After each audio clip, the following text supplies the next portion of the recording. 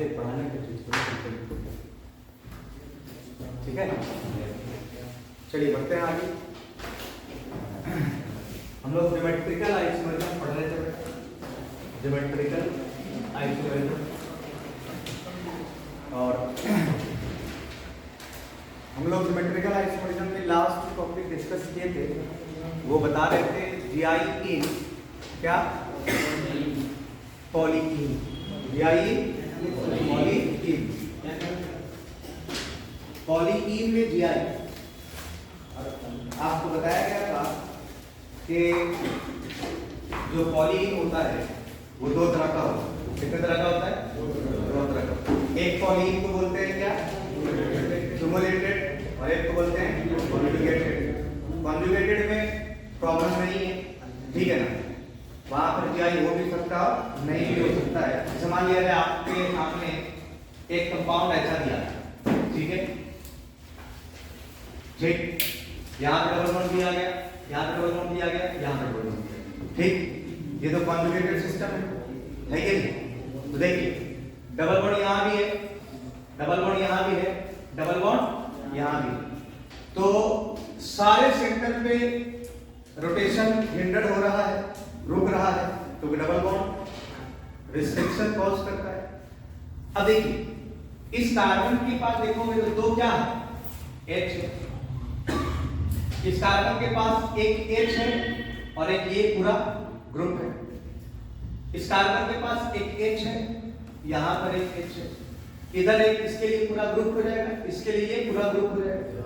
इस कार्बन के पास एक H है और यहां H। बताइए क्या यहां पर जीआई होगा? नहीं होगा। क्यों नहीं होगा? क्योंकि दोनों H आइडेंटिकल है, तो इस पॉइंट पर जीआई नहीं होगा। बताइए क्या यहां पर जीआई होगा? यहां भी नहीं होगा क्योंकि दोनों H है, तो जीआई यहां भी नहीं होगा। अब इस सेंटर को देखो, इसके साथ एक H लगा है और एक ये पूरा ग्रुप लगा है, क्या आपस में एक जैसा है क्या अलग है? इसको देखो, यहाँ पर H है और ये इधर जैसे ग्रुप अलग अलग है, एक कैसा अलग अलग, तो बेटा इस जगह पे क्या हो जाएगा?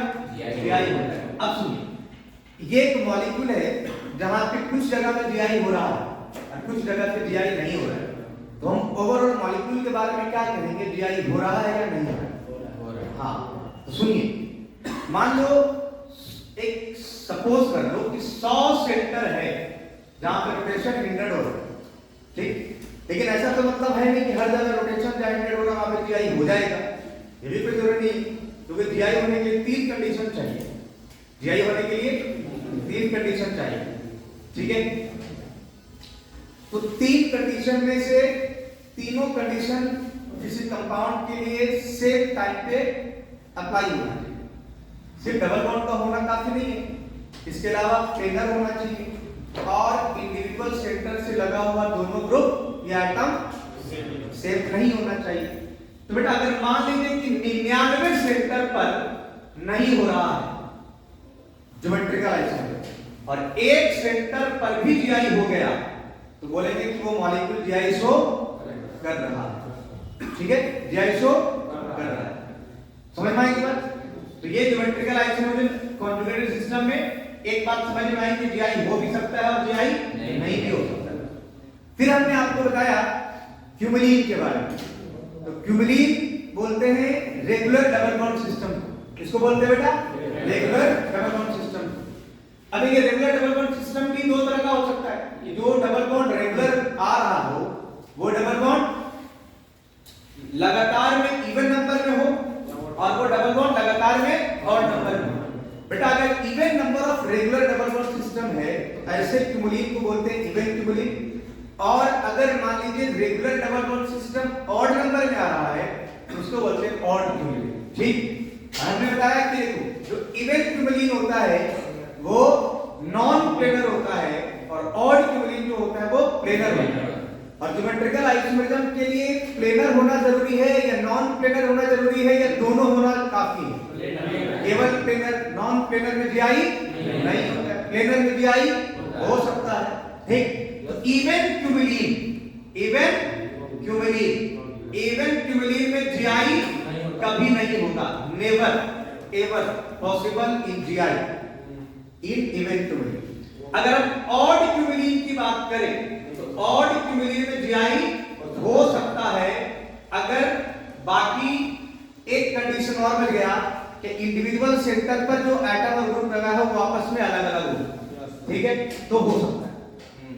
ठीक है, हमने आपको याद रखने का तरीका बताया था, क्योंकि देखो आपको एक बात तो याद रहेगी कि इवन क्यूमुलेटिव में जीआई हो भी सकता है और नहीं भी हो सकता है। सर ने बताया था कि एक जगह में नहीं होता है और दूसरी जगह में होता है। आप ना एग्जाम के टाइम पे अक्सर क्या होता है ना कि आप प्रेशर में चीजों को भूल जाते हैं। ये याद रहेगा कि सर बताए कि एक में जीआई होता है और एक में जीआई नहीं होता। अब आप भूल जाओगे तो उस वक्त याद रखने का एक तरीका हमने आपको बताया था कि बेटा एक डबल बॉन्ड वाले सिस्टम में जीआई हो सकता है कि नहीं हो सकता है? हो सकता है। एक ऑड है कि इवन है? ऑड है, तो बेटा ऑड वाले में जीआई हो सकता है। ठीक है, तो यहां तक बताया गया था। अब एक क्वेश्चन है बेटा, ठीक है ना, वो क्वेश्चन क्या है सुनिए बेटा। अगर मान लिया जाए, ठीक है, अगर यहां पे हमने ऐसा बोला कि बेटा ये प्रोपीन कोई कंपाउंड है, ठीक, और आपसे पूछा जाएगा बताइए प्रोपीन में जीआई पॉसिबल है या नहीं। समझ रहे बात की? आपसे क्या पूछा जाएगा, जीआई में सॉरी प्रोपीन में जीआई होगा या नहीं। तो देखो नाम देख करके तो आप नहीं बता सकते ना बगैर स्ट्रक्चर लिखे। जब तक आप नहीं लिखोगे तब तक आपको ये पता नहीं चल पाएगा कि किस सेंटर पर ग्रुप एक जैसा है या नहीं है या दोनों तरफ अलग है। अगर दोनों तरफ अलग होगा तो जीआई हो जाएगा और किसी एक सेंटर में भी आइडेंटिकल ग्रुप हो गया तो जीआई नहीं होगा। तो तुम प्रोपीन का स्ट्रक्चर लिखो। प्रोपीन बेटा ऐसा लिखते हैं CH3 CH double bond CH। Propene यही होता है, या तुम्हारी मर्जी डबल बॉन्ड इधर लिखो। कोई बंदा ऐसा लिखता है CH2 double bond CH CH3, तो बेटा इन दोनों में कोई फर्क थोड़ी है, चीजें तो एक ही है। तो अब देखिए बेटा आप बताइए क्या कार्बन कार्बन में डबल बॉन्ड है? इस कार्बन के साथ दो एटम या ग्रुप क्या लगा है? H और CH3। इसके कार्बन इस कार्बन के साथ देखिए एक CH3 लगा है बेटा और एक H लगा है ना, ठीक। अब इस कार्बन के साथ क्या लगा है? दो H लगा है। तो बताइए क्या जीआई होगा? नहीं होगा। समझ में आ रही बात? चलिए मान लीजिए बेटा आपसे ये पूछा जाए टू, ऐसा टू नहीं, पहले आप लिखते हैं एक अलग देते हैं 1 फिनाइल प्रोपीन। क्या? 1 फिनाइल प्रोपीन। और आपसे कह रहा है कि बेटा 1 फिनाइल प्रोपीन में जीआई होगा कि नहीं? आप बताइए।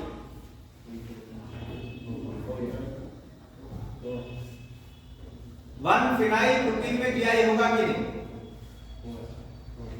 देखिए अब पहले तो आप प्रोपीन लिखिए। तो प्रोपीन में आप डबल बॉन्ड चाहे इस तरफ लगाइए चाहे इस तरफ लगाइए, ठीक है, ये हो जाएगा प्रोपीन।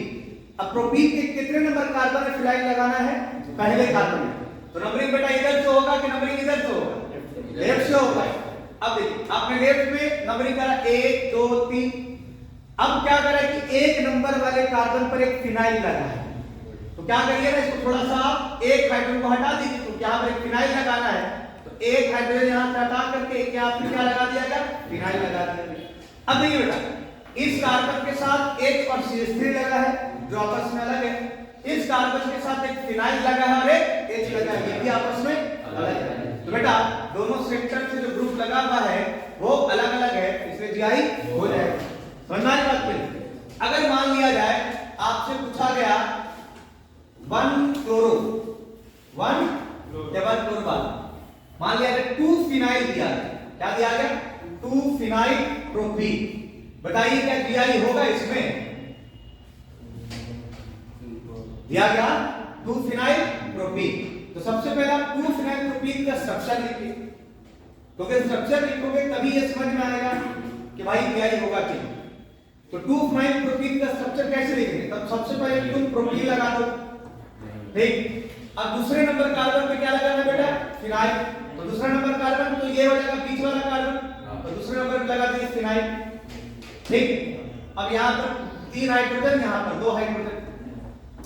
क्या यहाँ पर दोनों ग्रुप सेम है या डिफरेंट? सेम है। बताइए जीआई होगा क्या? नहीं होगा। समझ में आ रही बात की? आगे सुनिए। अगर मान लिया जाए एक क्वेश्चन दिया गया ऐसा ब्यूटीन। क्या दिया गया? 2 ब्यूटीन।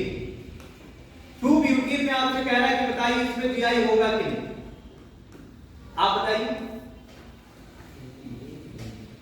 सबसे पहले स्ट्रक्चर सारे लोग लिखिए, समझ गए ना, सारे लोगों का अपना जवाब होना चाहिए।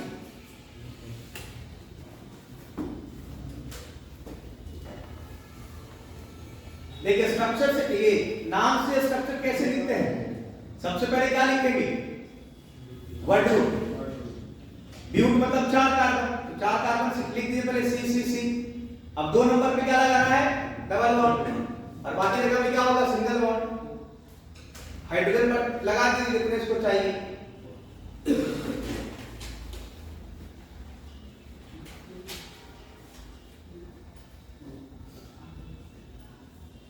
चलिए करिए। नहीं जीआई नहीं होगा, आप तो बताइए बाकी लोग बताइए जी। 100 क्या हुआ? नहीं समझ आ रहा है। देखिए पहले था 4 कार्बन लिखिए। 2 ब्यूटीन मतलब डबल बॉन्ड कितने नंबर पे? 2 नंबर पे, तो 2 नंबर आप यहां लगा दीजिए। अब इसके पास एक H होगा, पूरा हो गया इसका। यहां भी एक H होगा, पूरा हो गया। और यहां पर 3 H, यहां पे 3 H। तो देखो ये सेंटर है, क्या इससे लगा हुआ दोनों ग्रुप एक जैसा है या अलग अलग? बेटा ये दोनों ग्रुप क्या है? अलग अलग। ये दोनों ग्रुप क्या है? अलग अलग। तो जीआई हो जाएगा, है कि नहीं? फिर आप क्यों कह रहे हैं कि नहीं होगा? बिल्कुल हो जाएगा, समझ रहे कि नहीं? चलिए अगर आपसे सवाल किया गया बेटा 1 क्लोरो 1 ब्यूटीन, 1 क्लोरो 1 ब्यूटीन, आप बताइए 1 क्लोरो 1 ब्यूटीन में जीआई होगा या नहीं? बोलिए, सारे लोग बोलिए। देखो सबसे पहले क्या करो, 4 कार्बन लिख दो। डबल बॉन्ड कितने नंबर पे? 1 नंबर पे। अब सब्स्टिट्यूएंट लगा दो कितने नंबर पे? 1 नंबर पे। देखो इस कार्बन का कितना बॉन्ड बन चुका है? 3 बॉन्ड, 1 बॉन्ड बाकी है तो क्या लिखेंगे? H। यहां देखिए इस कार्बन का 1 बॉन्ड बाकी है H, और बाकी यहां पे 3 2। देखिए इस कार्बन के साथ एक ग्रुप ये लगा है, एक H लगा, अलग अलग, ये दोनों भी अलग अलग। तो बेटा जीआई हुआ कि नहीं हुआ? हुआ। आगे आइए, रीड से पूछेंगे वही बताइएगा, ठीक? आपके सामने बेटा एक कंपाउंड दिया गया ऐसा, क्या बेटा? 4 कहां है? हाँ सॉरी 4 में होगा। देखिए अब यहां पे मान लिया गया एक Cl दिया, एक H दिया। आप बताइए बेटा इसमें जीआई होगा या नहीं होगा? होगा पक्का? बैठिए, आप बताइए टॉपी वाला भाई।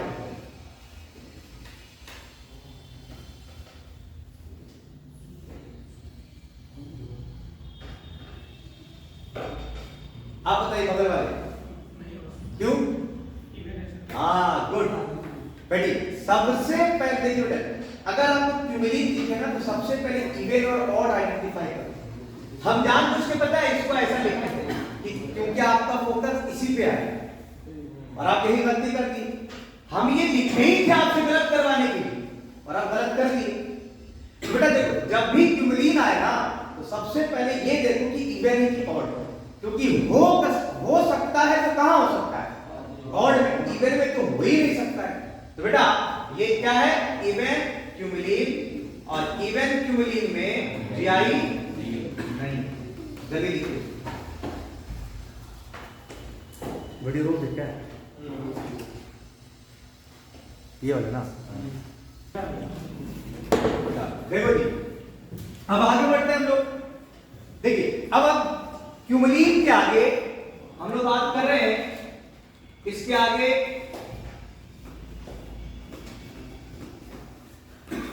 जीआई इन स्पाइरेन, जीआई इन स्पाइरेन। अब ये स्पाइरेन क्या होता है? आप स्पाइरो जानते हैं ना, आप नोमेनक्लेचर में स्पाइरो कंपाउंड पढ़े हैं। स्पाइरो कंपाउंड एक तरह का बाईसाइक्लिक कंपाउंड है जहां पर दो रिंग आपस में एक कॉमन कार्बन से जुड़ा हो, तो क्या बोलते हैं? स्पाइरल। देखिए स्पाइरल के बारे में क्या बोला बेटा? स्पाइरल मतलब स्पाइरल, और स्पाइरो का मतलब आप जानते हैं कि दो रिंग एक कॉमन कार्बन से जुड़ा हो, उस कंपाउंड को क्या कहते हैं? स्पाइरो या स्पाइरिन। तो बेटा स्पाइरिन दो तरह का होता है, एक को बोलते हैं इवन स्पाइरिन और दूसरे को बोलते हैं ऑड स्पाइरिन। क्या बोलते हैं? ऑड स्पाइरिन। देखिए इवन स्पाइरिन ऐसा, आपने देखिए यहां पर कितना, देखो बेटा यहां पर कितना रिंग जुड़ा हुआ है? दो रिंग। यहां पर कितना रिंग है? ऑड एक इवन है। ऐसा नहीं कि 4 ही मेंबर का रिंग होगा, कोई भी even number of carbon atom का रिंग हो सकता है। ये सब क्या हो गया? Even spiral. ऑड स्पाइरल कहने का मतलब जिसमें odd number of ring attach with single common carbon atom. ये ले लीजिए, अब 3 की जगह पे 5 ले लीजिए, ठीक। ये सब क्या हो गया? Odd spiral. देखिए जिस तरह से इवन स्पाइरल जो होता है बिल्कुल इवन क्यूमुलिन के जैसा होता है, इवन क्यूमुलिन के जैसा होता है, एस इवन क्यूमुलिन। और ऑड स्पाइरल जो होता है वो S odd spiral, odd cumulene. ठीक। अब एक बात बताइए, जब आपको ये बात पता चल गई कि भाई स्पाइरल किसके जैसा होता है? क्यूमुलिन के जैसा होता है। अगर इवन स्पाइरल तो वो किसके जैसा हो गया? और ऑड स्पाइरल तो किसके जैसा हो गया? ऑड क्यूमुलिन के जैसा। अब बताइए इवन क्यूमुलिन में जीआई होता था तो बेटा इवन स्पाइरल में भी जीआई नहीं होगा, इवन स्पाइरल में जीआई नहीं होगा। ठीक। क्या ऑड क्यूमुलिन में जीआई हो सकता है? हो सकता है। तो बेटा यहां पर जीआई हो सकता है। ठीक। तो बस आपको इतना ही याद रखना है कि ऑड क्यूमुलिन और इवन क्यूमुलिन जो आप जानते हैं वही ऑड क्यूमुलिन और इवन क्यूमुलिन के जैसा ही ऑड स्पाइरल और इवन स्पाइरल होता है। ठीक है। यानी कि अगर हम आपको एक चीज बताएं तो इस केस में इवन वाले में, इसमें इवन वाले में जो दो रिंग है ना बेटा, वो दोनों रिंग एक दूसरे के परपेंडिकुलर प्लेन में होता है। देखिए आप इस कार्बन को देखिए, बीच वाले कार्बन को, कॉमन कार्बन को बता रहे हैं। कॉमन कार्बन जो बीच वाला है बेटा, वो बीच वाला क्या है? sp3 हाइब्रिडाइज्ड सेंटर है। और sp3 के बारे में जानते हैं ना, sp3 का ज्योमेट्री कैसा होता है? टेट्राहेड्रल। अगर आप टेट्राहेड्रल ज्योमेट्री देखेंगे, पेन लाइए, 4 पेन दीजिए।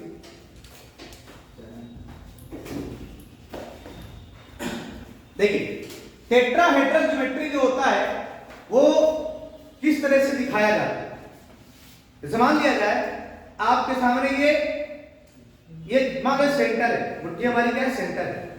अब इसके साथ देखिए एक बॉन्ड ये हो गया, एक बॉन्ड ये हो गया, एक बॉन्ड ये हो गया और एक बॉन्ड ये हो गया। देखिए ये जो स्ट्रक्चर आपको दिख रहा है, देखो ध्यान से देखो, ये जो स्ट्रक्चर आपको दिख रहा है इसमें देखो एक ग्रीन, एक मैजेंटा, ये ब्राउन और ये पिंक के जैसा। ये ज्योमेट्री है, इसको टेट्राहेड्रल ज्योमेट्री बोलते हैं। क्या बोलते हैं? अच्छा ये टेट्राहेड्रल ज्योमेट्री जो है बेटा, ये 3D ज्योमेट्री है या 2D ज्योमेट्री है? 3D ज्योमेट्री है। और बोर्ड हमारा कैसा है? 2D है। तो इस 3D ज्योमेट्री को बोर्ड पे लिखने का अलग अलग तरीका बताया, अलग अलग रिप्रेजेंटेशन बताया। 4 रिप्रेजेंटेशन हम लोग को ऑर्गेनिक केमिस्ट्री में पढ़ना है। एक रिप्रेजेंटेशन को कहते हैं क्या?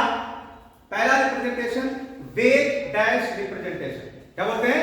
वेग डैश। एक रिप्रेजेंटेशन होता है जिसको बोलते हैं फिशर प्रोजेक्शन, एक रिप्रेजेंटेशन होता है उसको बोलते हैं नीमैन प्रोजेक्शन, और एक जो होता है उसको बोलते हैं सॉहर्स प्रोजेक्शन। तुम सोचो, तुम इस चीज को तुम बोर्ड के प्लेन में रखने की कोशिश करो। ठीक। तो देखो ये वाला पेन कहां है? बोर्ड के प्लेन में। ये पेन कहां है? बोर्ड के प्लेन में। ये भी देखो, ये वाला बोर्ड के प्लेन में आ रहा है कि नहीं आ रहा? और ये कहां रहा है? बोर्ड से बाहर। और ये कहां जा रहा है? बोर्ड से अंदर। तो देखो वहां पर एक लाइन यूज किया गया कि वेग डैश, ये जो लाइन होता है ना बेटा, ये डार्क लाइन, इसको वेज बोलते हैं। क्या बोलते हैं? वेज। और wedge basically outside the plane को बताता है, अबव द प्लेन, ठीक है ना, आउटसाइड द प्लेन। यानी कि अगर कोई लाइन, कोई ग्रुप, कोई एटम अगर आउटसाइड द प्लेन है और उसको वेज डैश में लिखना है, उसको कहां रखना होगा? वेज पे। एक इस लाइन को बोलते हैं बेटा डैश। क्या बोलते हैं? डैश। और डैश जो होता है वो इनसाइड द प्लेन, यानी कि इस लाइन पर उस ग्रुप या एटम को रखेंगे जो बोर्ड से अंदर की तरफ जा रहा था, और जो बोर्ड के प्लेन में आ रहा था उसको रखेंगे कहां पे? Normal line. कहां रखेंगे बेटा? तो मान लीजिए एक कार्बन है, ठीक, अब इसका आपको टेट्राहेड्रल ज्योमेट्री बनाना है, ठीक है। तो मान लीजिए यहां पर A है, यहां पर B है,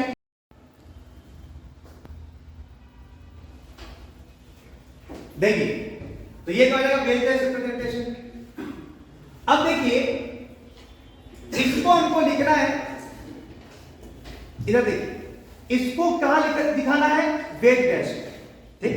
तो देखो इस कार्बन के साथ, हाँ मैं यह बता रहा था, ये जो नॉर्मल लाइन है ना, नॉर्मल लाइन का मतलब जो बॉन्ड प्लेन में होता है, वेज का मतलब जो बाहर की तरफ है, और डैश का मतलब जो अंदर की तरफ। समझ में आ रही बात? अब देखिए, तो अब इसमें देखो कार्बन 4 बॉन्ड बना रहा है, हम अगर इस दो लाइन, इस दो बॉन्ड को कहां ले रहे हैं? प्लेन में ले रहे हैं।